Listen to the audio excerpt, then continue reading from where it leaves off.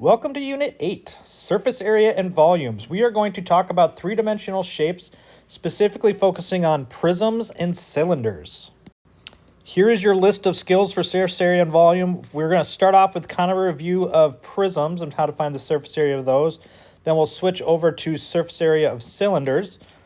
Then we'll talk about the volume of prisms and then volume of cylinders. Here's what the rubric looks like for your CYUs. You'll notice we don't have a spicy for surface area of prisms or a mild for the surface area and volume of cylinders, but everything will be located on Delta Math for this unit. Before I tell you to go watch the videos for the various levels, I want to draw your attention to this formula sheet, which you will see on the MCAs.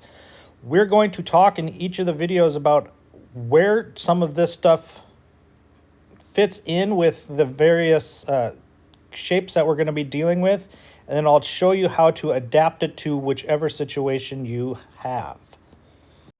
So head on over to the surface area of prisms videos and get started.